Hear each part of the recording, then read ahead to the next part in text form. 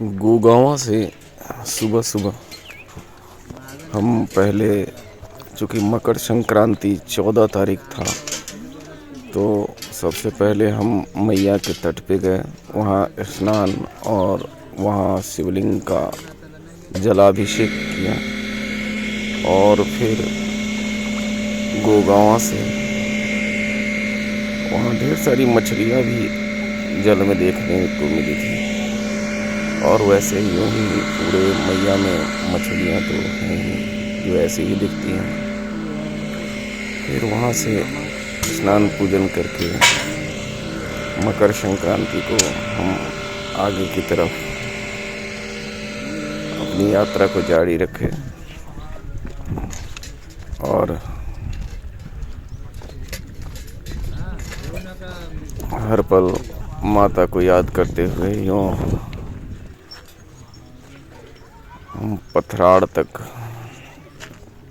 हनुमान मंदिर पहुँचे। और पथराड़ हनुमान मंदिर में हमें वहाँ भोजन प्रसादी दिन का मिला।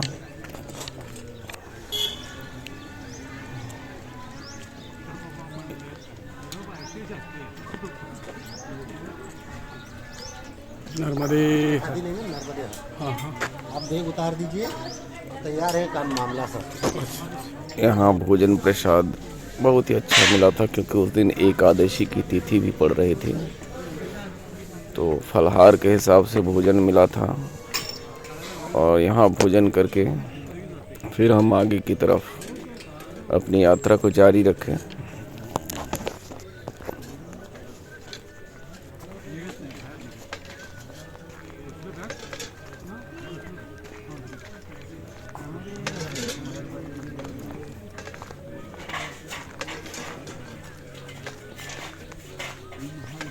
हर दिन सुबह उठकर यही सोचता कि शायद अब नज़दीक आता जा रहा हूँ, लेकिन मैया उतनी ही दूर थी। फिर हम पथराड़ से पंड्या घाट, जो कि एक बगल में नदी बह रही है और छोटा सा आश्रम है, वहाँ के बाबा जी ने बड़ा आग्रह किया कि आज यहीं विश्राम कीजिए, तो हम वहीं रुक गए। रात्रि की भोजन प्रसादी पाई और बिल्कुल सड़क पर ही, एक तरह से ये है पुल पर, सड़क के पुल पर। और यहाँ रात्रि विश्राम करने के बाद फिर पुनः स्नान पूजन करके हम पंड्या घाट खेड़ी से आगे चल चले।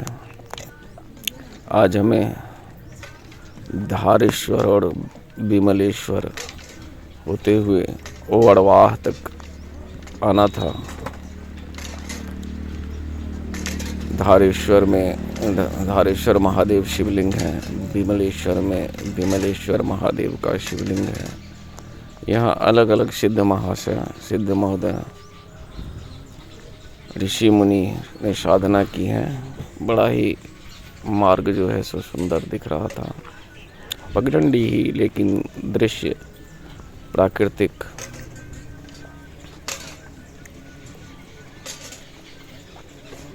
बहुत ही अनोखा।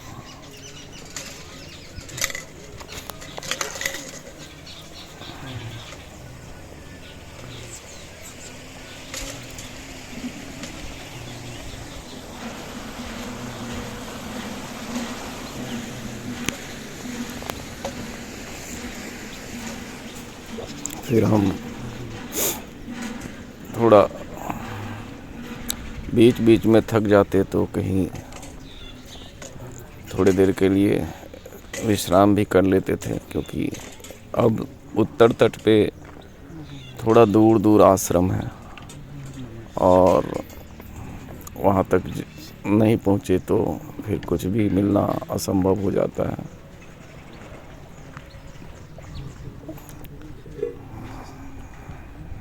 कहीं चढ़ाई, कहीं ढलान, ऐसे मार्ग से होते हुए हम सबसे पहले धारेश्वर पहुँचे।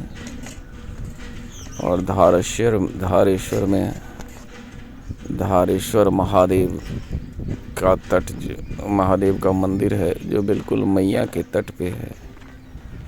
और अचानक से इस बात को सभी परिक्रमावासी तो महसूस करेंगे कि जैसे ही हमें मैया का तट मिलता है तो मन में बहुत ही आनंद बिखर जाता है, पूरा मन प्रसन्न चित्त हो जाता है। ये मजबूरी होती है कि हम हर जगह बिल्कुल मैया के तट से नहीं निकल सकते, क्योंकि मैया की जो पात्र है वो जल से ढह गया होता है और वहाँ रास्ता जो है सो उस तरह का नहीं होता जिस पर चलकर आगे परिक्रमा किया जाए। तो हम 500 मीटर 200 मीटर अंदर गांव के अंदर से निकलते हैं, कई बार किलोमीटर्स भी हो जाते हैं चलते। ये देखिए मैया का तट, मैया का पात्र का दर्शन हुआ धारेश्वर महादेव के पास। और फिर धारेश्वर महादेव मंदिर में हम दर्शन करने को गए। वहाँ अन्य भी कई मूर्तियों के दर्शन हुए। धारेश्वर मंदिर में प्रवेश करने के साथ ही एक अद्भुत ऊर्जा महसूस होती है। प्रवेश करते ही श्री बजरंगबली के मंदिर है। बजरंगबली को नमन करके हम आगे धारेश्वर मंदिर में प्रवेश किए। वहाँ भोलेनाथ का पूजन और उनको नमन किया, मैया को नमन किया। और फिर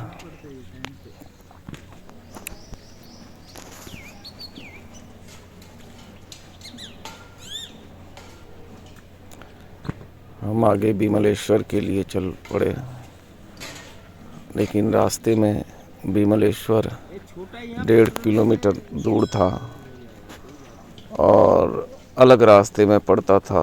तो हमने विमलेश्वर को एक तरह से एस्केप करते हुए और मैं आगे बड़वाह की तरफ चल पड़ा, जो कि वहाँ से लगभग एक लंबी दूरी पर है स्थित है।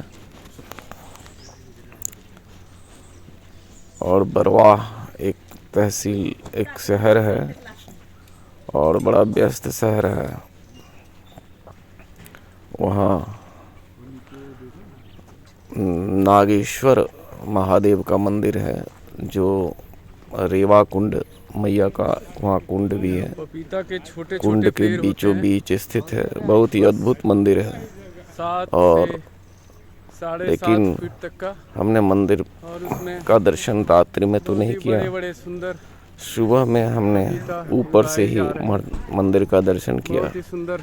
क्योंकि कई बार ऐसा ये बागवान, सुना है ये पपीते का बाग कि परिक्रमा वहाँ खंडित हो जाती है। रास्ते में हमें 5-5 फीट के, ये देखिए, पपीते का पेड़ का खेती देखने को मिला, जहाँ पपीते तो बड़े बड़े साइज के 2-2.5 किलो के एक लटक रहे थे, लेकिन पपीता का पेड़ मुश्किल से 5 फीट 6 फीट का होगा। ये अद्भुत पपीते की खेती देखकर मन बड़ा प्रसन्न हुआ। वहाँ कई पपीते, पके हुए पपीते भी पेड़ों में लटके हुए थे, लेकिन मैंने पके हुए पपीते को हाथ लगाना ठीक नहीं समझा, क्योंकि किसी ने इसकी खेती की है, एक तरह से अपराध बन जाता है। हाँ, रास्ते पर एक थोड़ा सा मतलब ऐसे ही पपीता पका हुआ लुढ़का था, तो उस पपीते को हमने उठा लिया। और थोड़ी ही दूर में फिर से वहाँ केले की भी खेती इसी तरह वैज्ञानिक विधि से की जाती है। और ये केले का खेती भी अद्भुत था। नर्मदे हर। ये मैया का तट हर जगह इतना उपजाऊ है कि चाहे जिस चीज़ की खेती की जाती है उसको देखकर आप अद्भुत महसूस करेंगे, क्योंकि हर जगह इस तरह का जो है सो उत्पादन नहीं लिया जा सकता है। फिर वहाँ से होते हुए हम पहले कपास्थल दोपहर में पहुँचे। कपास्थल में एक पवित्र धाम आश्रम है और यह बड़ा ही सुंदर तरीके से बनाया गया है। लेकिन वहाँ दोपहर चूँकि 1 बजे चुका था तो पूछने पर सिर्फ 2-3 टिक्कड़ बचे हुए थे। तो बाबा जी ने कहा कि 2-3 टिक्कड़ हैं, अगर आप भोजन कर सकते हो तो कर लो। तो वही 2-3 टिक्कड़ बचे हुए थे। उन बचे हुए टिक्कड़ का मैंने दोपहर में भोजन किया और फिर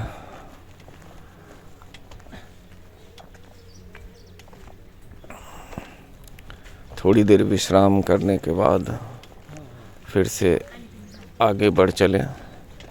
यहाँ के जो बाबा जी उस समय मौजूद थे वो बड़ा ही थोड़े क्रोधी स्वभाव के थे। उन्हें हर बात पर कुछ भी पूछने पर इतना क्रोध आता था कि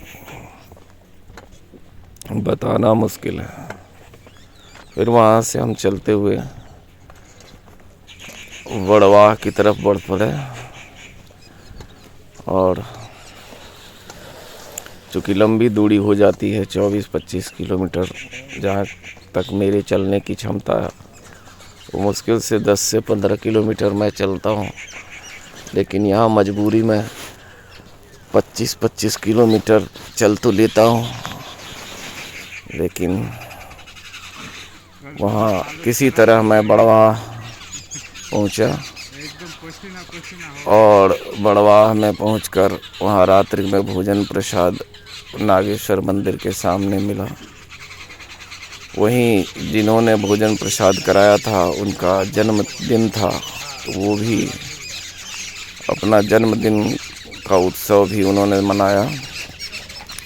और फिर यहाँ मैंने अपना आसन लगा के रात्रि विश्राम किया।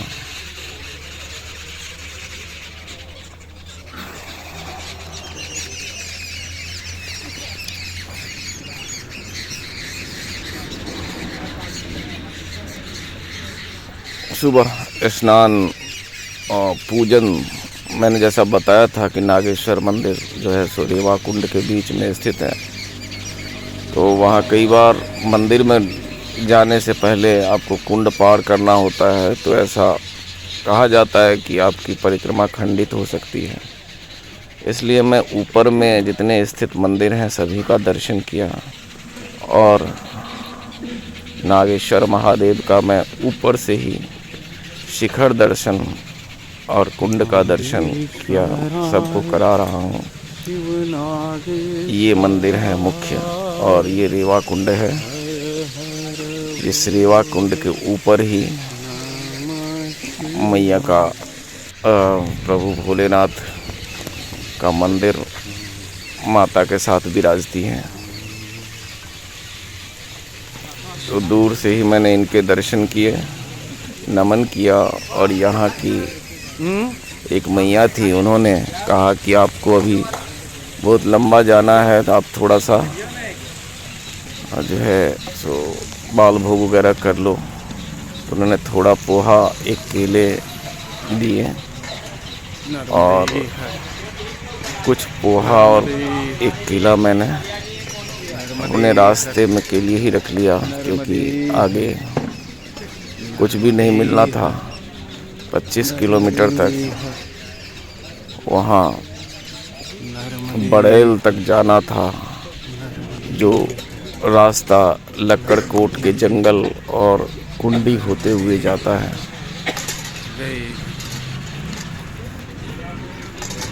फिर से भोलेनाथ को नमन करके उनसे ऊर्जा मांगकर आगे की तरफ हम परिक्रमा में मैया माँ नर्मदे हर करते हुए आगे चल पड़े। रास्ते में एक बंगाली परिवार भी मिले हैं। जब जंगल ही है तो सभी तरह के वन्य जीव विचरते होंगे।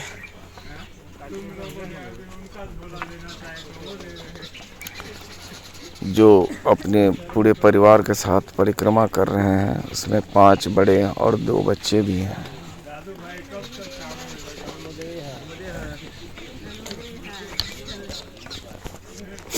और एक साधु बाबा भी परिक्रमा के मार्ग में मिले हुए थे। ये हम सूल गांव की तरफ जा रहे थे, क्योंकि सूल गांव में एक श्री राम का मंदिर है।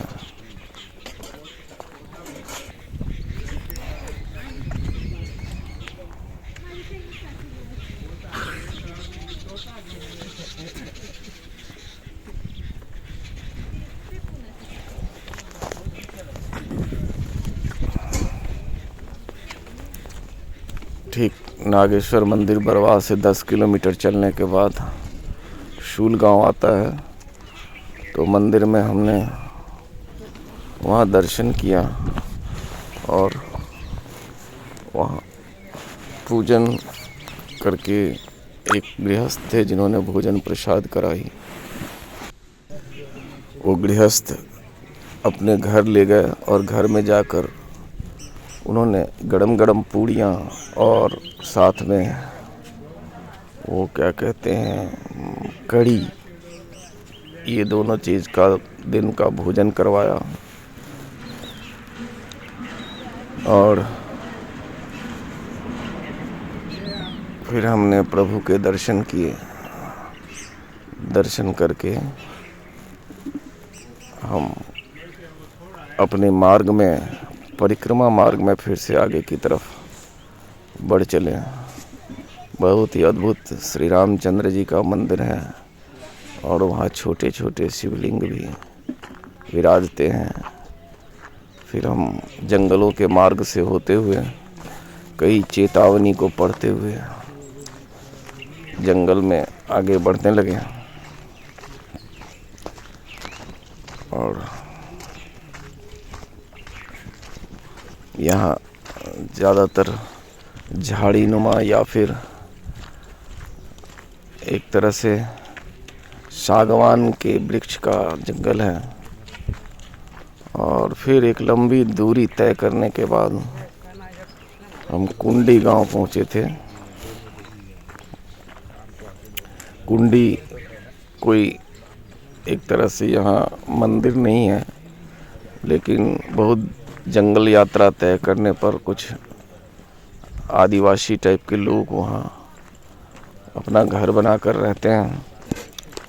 तो ज़्यादा से ज़्यादा थोड़ी बहुत सेवा वो दे देते हैं, चाय वगैरह दे दी, बस पानी दे दिया, इस तरीके का सेवा वो करते हैं।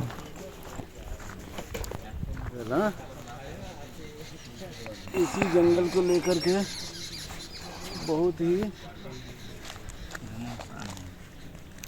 रास्ते में थक जाता तो फिर जंगल में ही अपना घूमते हैं, बाघ आसन बिछाकर आराम करने लगता था थोड़ी देर। भालू घूमते हैं, मन में सारे थोड़ा जंगली भय भी जानवर रहता इस कि लक्कड़ कहीं के से कोई जंगल जानवर में अगर प्रकट हो गया हिंसक, स्वतंत्र विचरण लेकिन करते फिर रहते से हैं। माता का याद आता। और ये जंगल 21 किलोमीटर का है। भय कहीं और जहाँ विलीन हो जाता था। कोई भी मनुष्य या भय पर विजय पाए हुए हम इस घर नहीं देखा जंगल जाता, को, क्योंकि ये अब इसलिए से जल्दी जंगल से जल्दी पार लगभग करना होगा। सैकड़ों किलोमीटर तक रहने वाला है, इसे हम पार नहीं कर सकते। तो भय के ऊपर जाना ही पड़ता था। जय रघुनंदन।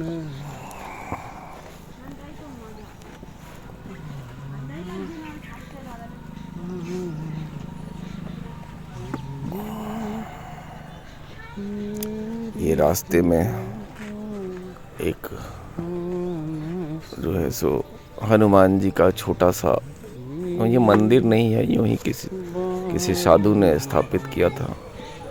यहाँ भी चलते चलते हर 5 किलोमीटर पर थक जाता था, तो फिर हनुमान जी के शरण में आकर उनसे आशीर्वाद और शक्ति देने की मांग करता, थोड़ी देर आराम करता, क्योंकि फिर से चलने के लिए थोड़ा आराम करना ज़रूरी हो जाता है कई बार।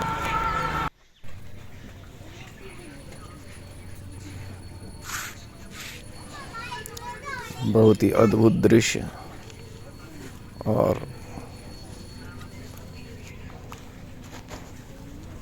यहाँ थोड़ी देर शिव मंदिर, हनुमान मंदिर में विश्राम करने के बाद हम फिर आगे की ओर चल पड़े। और ये कुंडी गांव मिला। ये एक गांव है पहाड़ों पे ही, बिल्कुल जंगलों के बीच, जहाँ जैसा मैंने बताया था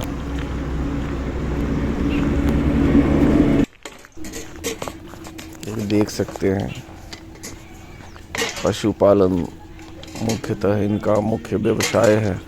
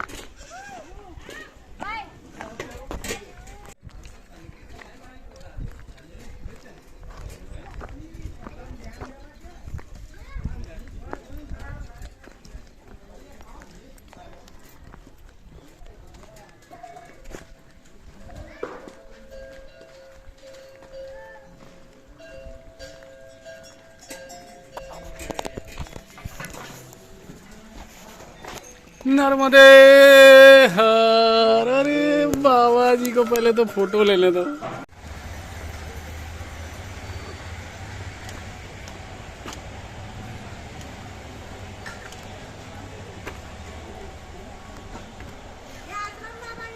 यहाँ से चाय प्रसादी लेकर हम बड़ेल आश्रम की तरफ पहुँचे और बड़ेल आश्रम में प्रभु के दर्शन किए और रात्रि विश्राम किया।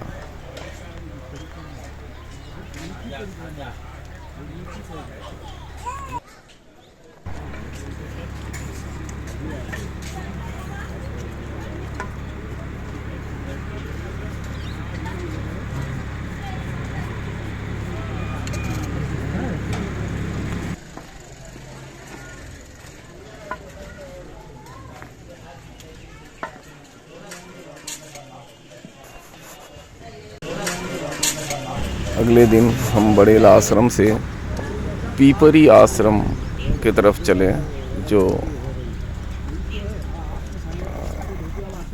तारान्या जंगल वन संरक्षण जगह है, उस जिसको एक तरह से सीतावन भी कहते हैं। सीतावन का क्षेत्र बहुत बड़ा है, तो उसकी तरफ चल पड़े।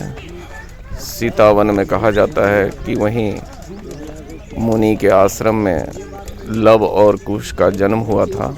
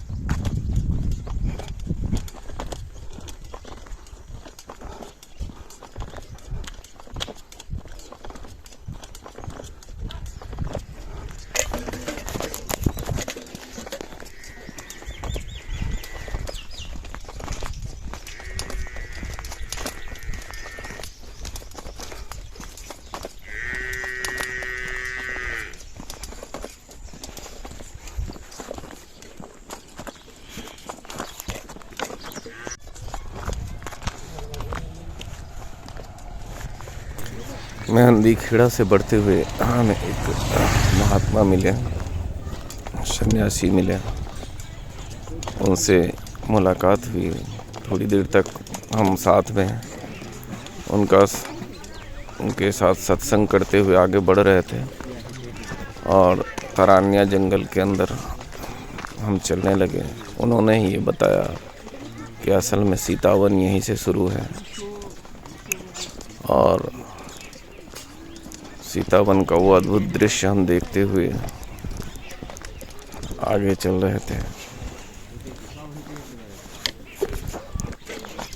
भुवनेश्वर से होती हुई सागर पार करके अभी यहाँ तक अब चल रहा हूँ। अच्छा, मतलब दक्षिण तट से चले थे? हाँ हाँ हाँ। अच्छा, अब आ गया उत्तर तट। अब आ गए हैं उत्तर तट। अच्छा अच्छा, रोड मतलब इधर से सीधा मार्ग।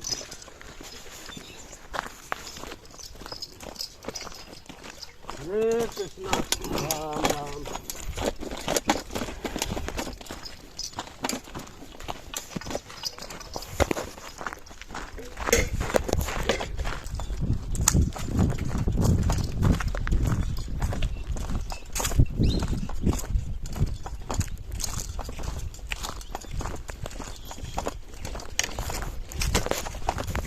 घना वन है ये। हाँ, इसी को अभी आगे जो सीतावन बोलते हैं। अच्छा,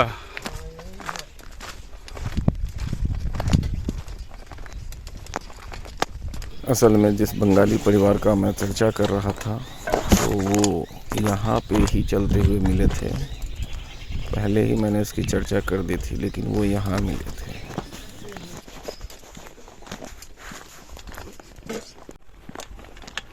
ये एक पश्चिम बंगाल से आए हुए, कलकत्ता के पास चूचड़ा पड़ता है, वहाँ से आए हैं सब। और माता की परिक्रमा, ये छोटी बच्ची लगभग 5 साल की है और अभी ये लगभग 3 महीने से परिक्रमा कर रही हैं और इन्हें चलने में कोई परेशानी नहीं है। इनके परिवार के कुछ लोग आगे चल रहे हैं और ये 2-3 लोग, दोनों भाई, तो ये खुद जो है मैया की परिक्रमा कर रही हैं। ईश्वर इनकी परिक्रमा को पूर्ण करें और इनको सभी तरह की रिद्धि सिद्धि प्रदान करें। बहुत बड़ी कठोर तपस्या कर रही हैं ये लग 22 अक्टूबर से, सॉरी। और ये चूँकि खुद ही यूट्यूबर है, इनके चाचा जी, तो इनके सारी वीडियो आप लोग देखते होंगे। बहुत ही अच्छे तरीके से वीडियो बनाते हैं।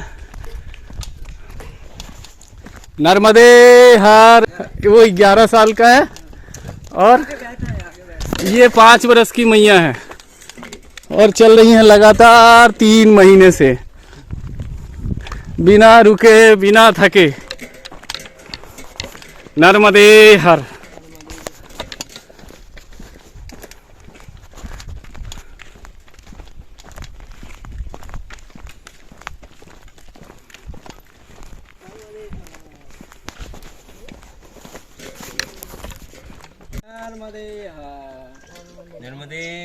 नर्मदे हर।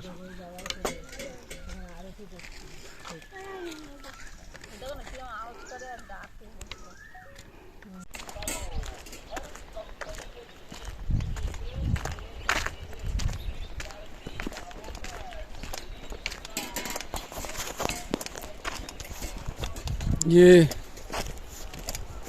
तरानिया वन क्षेत्र है और वन क्षेत्र में आगे का मार्ग, परिक्रमा मार्ग, इसी रास्ते से जा रहा है। लगभग 8 किलोमीटर आए हैं, लेकिन यहाँ पता चला है 6 किलोमीटर बाद फिर से कोई आश्रम हो सकता है। कंफर्म नहीं बताऊंगा क्योंकि जानकारी कुछ और होती है और सही में कुछ और निकलता है। कंफर्म वहाँ पहुँचने के बाद ही हम बता सकते हैं। कि ठीक कितना दूर है बहुत ही सुंदर जगह आप सब देख सकते हैं। चारों तरफ वनांचल और यहाँ अधिकतर सागवान के वृक्ष का जंगल है ये, और यहाँ की सारे जंगल में अधिक सागवान का वृक्ष ही है। अब हम आगे चल रहे हैं, देखते हैं कहाँ पे जाके आश्रम मिलता है। नर्मदे हर, नर्मदे हर, नर्मदे हर।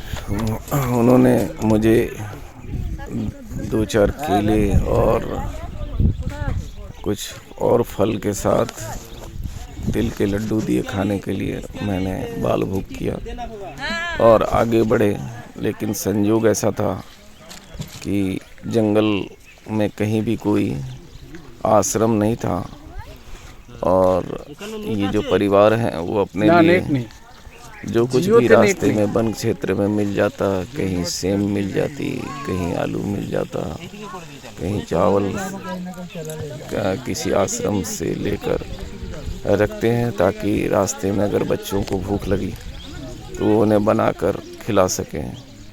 और इसी उद्देश्य से वो आगे एक नदी के पास वो भोजन बनाने के लिए बैठ गए, और उन्होंने हमें भी आग्रह किया, तो हम भी उनकी उस वनभोज में शामिल हो गए, जिसमें बड़ा ही आनंद आया।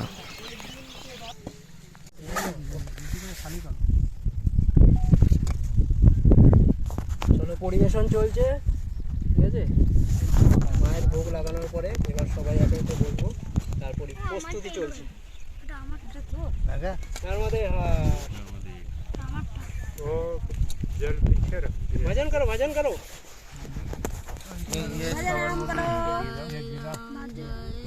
जय राम श्री राम जय राम जय राम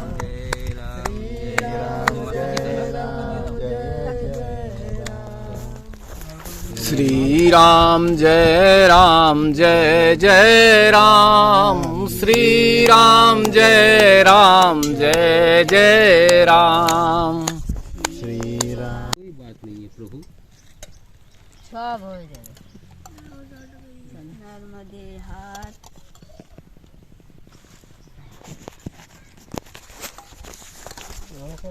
এখন তোমরা পরে দেবো। তোমাকে দাও না, দাঁড়া দাঁড়া দাঁড়া, নাও শুরু করো। चलो सब एक साथ।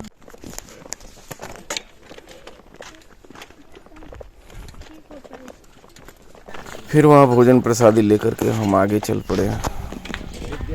ये देखिए, ये है पुराने लाखों करोड़ों सालों से यहाँ पर ऋषि मुनि तपस्या कर रहे थे, जो अब तपस्या में इस तरह के अवशेष बच गए हैं। ये सीतावन है, और कहा जाता है कि इसी सीतावन में राम के लंका से लौटने के बाद, धोबिन के कलंक लगाने के बाद, लक्ष्मण ने इसी वन में मैया सीता को छोड़ा था, और यहीं लवकुश का जन्म हुआ था। इस तरह की ढेर सारी आपको मिट्टी की ये टिला मिल जाएंगे। माना जाता है कि ये कोई न कोई ऋषि मुनि तपस्या के आगे मुद्रा चलते में हुए हम पीपरी आश्रम पहुँचे हुए थे, और तो नहीं है वो। पीपरी आश्रम में ही हमने रात्रि का विश्राम किया और वहाँ भोजन प्रसादी पाई। यहाँ एक डबल स्टोरीड मंदिर है, जहाँ ऊपर में तो मैया नर्मदा का मंदिर है, और नीचे हाँ, लाठी बहुत ही सुंदर रुकने का स्थान है। नर्मदे ट्रेन से जो बाबा जी थे, उन्होंने भोजन प्रसाद कराया और वहाँ रात्रि विश्राम किया।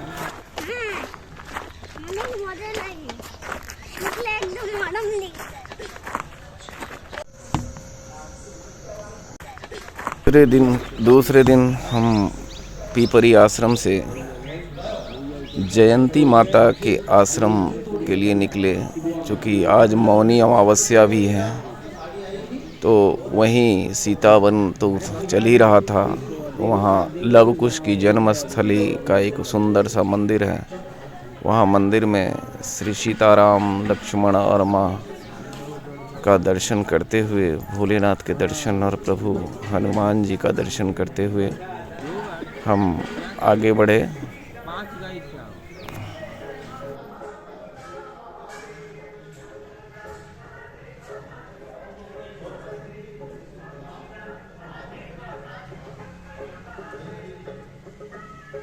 मैया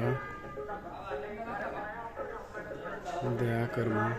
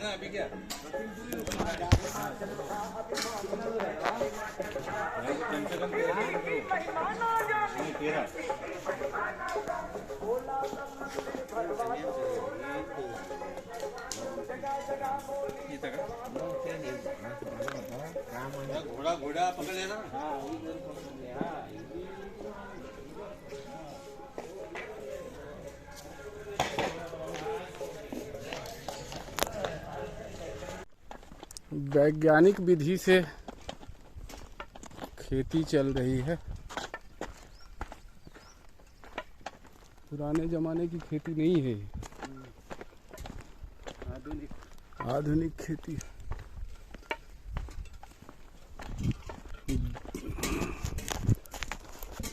केला हो, पपीता हो, गन्ना हो, सब कुछ देखा, सब आधुनिक तरीके से चल रही है।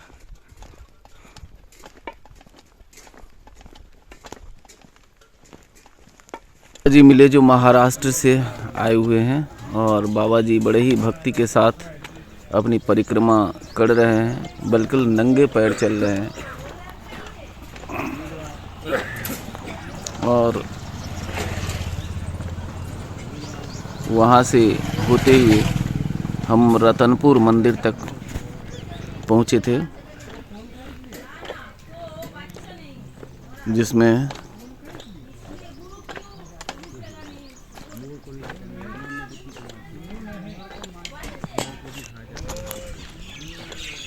रतनपुर होते हुए हम जयंती माता के मंदिर तक पहुँचे थे। तो बीच में रतनपुर में हमने भोजन प्रसादी पाई थी। हनुमान जी का एक हनुमान खेड़ा, गांव खेड़ा मंदिर है, बहुत ही सुंदर। मैया ने खिचड़ी प्रसाद खिलाई थी, और वहाँ भोजन प्रसाद दिन में लेकर हम आगे फिर से सीतावन होते हुए जयंती माता आश्रम की तरफ आगे बढ़ने लगे। ये रतनपुर आश्रम है।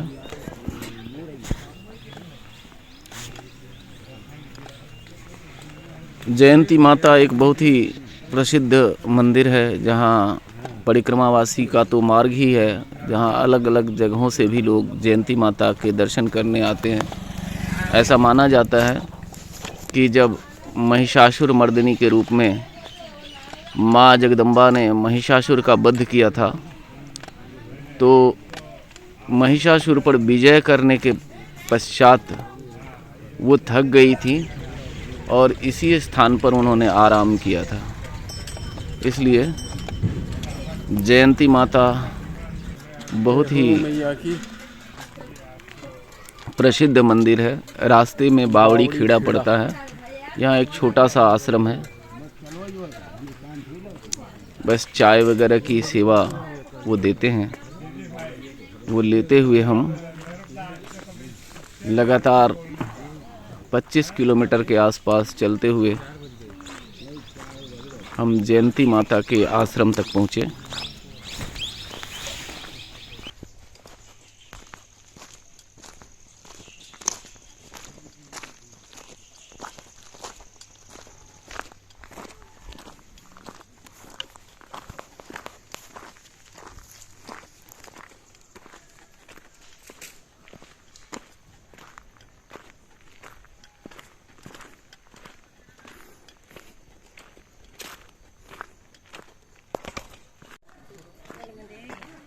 नर्मदे हर।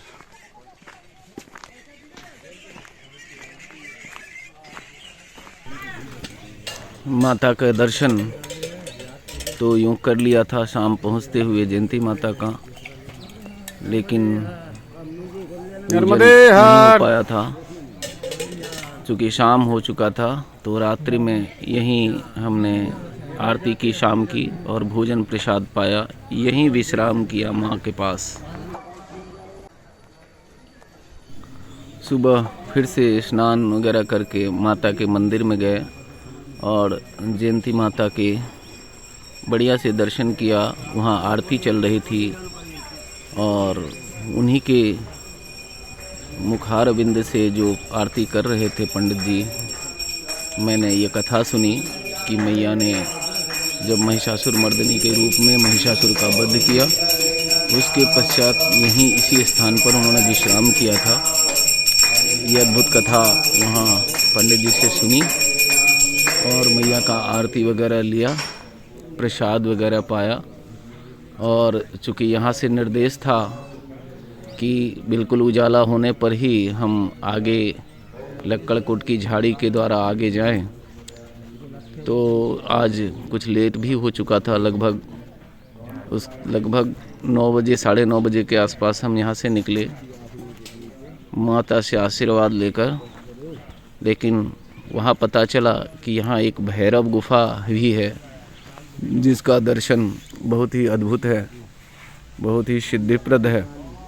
तो हम वहीं अपना सामान रखकर भैरव गुफा के दर्शन करने गए। हालांकि भैरव गुफा में दर्शन करने से पहले बढ़िया ये होता है कि आप स्नान के लिए ही वहाँ जाएं, क्योंकि एक तरह से स्नान हो ही जाता है यदि आप गुफा के पूर्ण दर्शन करेंगे, क्योंकि वो गुफा के ऊपर से झरना बहती है और उस झरने को क्रॉस करके अंदर जाना पड़ता है। तो हमने तो इधर स्नान और आरती वगैरह कर लिया था, फिर भी मैं सीढ़ियों से जहाँ तक नीचे उतर पाया भैरव गुफा में, नीचे उतरकर वहाँ खड़े होकर बाहर से ही प्रणाम किया और आशीर्वाद दिए। बहुत ही अद्भुत स्थल।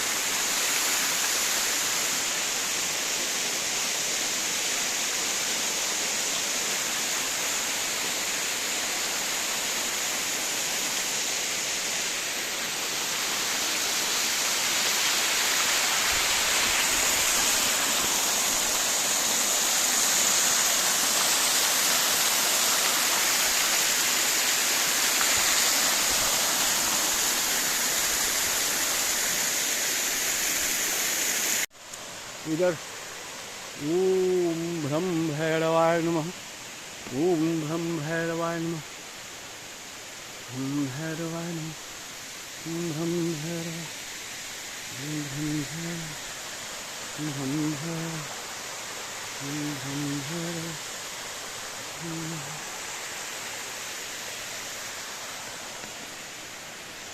ओम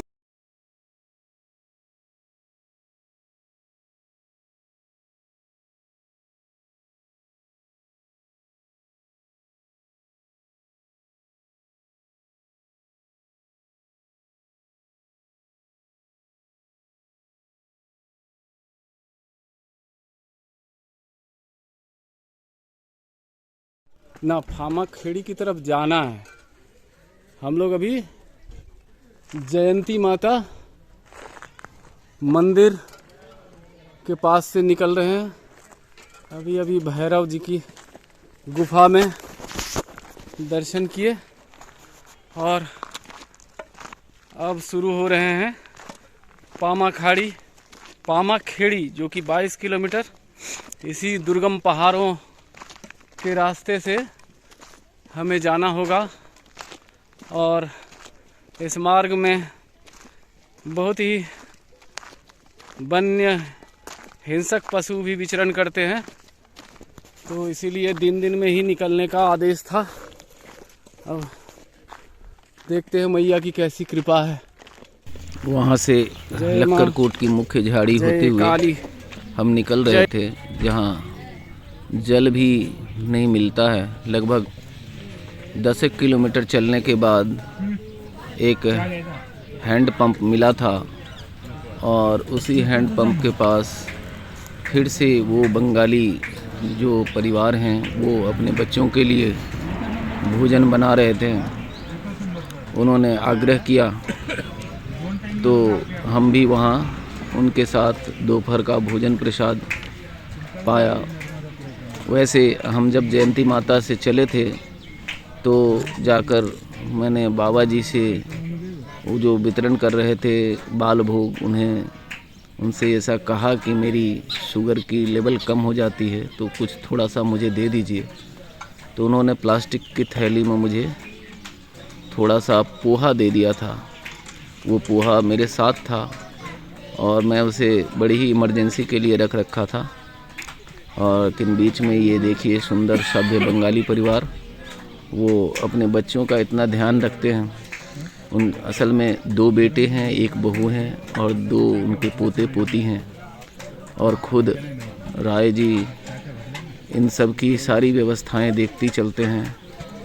वो उन्होंने आग्रह किया तो इसी हनुमान मंदिर के पास जो घने वन में है, एक सिर्फ हैंडपंप था वहाँ। बाकी वहाँ भोजन प्रसाद करने के बाद हम वहाँ से पामा खेड़ी का जो आश्रम है वहाँ से रोड लग जाता है, सड़क जब पे मुश्किल से 500 मीटर तक रोड लगता है, फिर जो है पामा खेड़ी आश्रम आता है। उसी इस आश्रम में आकर हमने आश्रय लिया। बाबा जी ने भोजन प्रसाद कराई और रात्रि विश्राम यहीं किया। नर्मदे हर, नर्मदे हर, नर्मदे हर।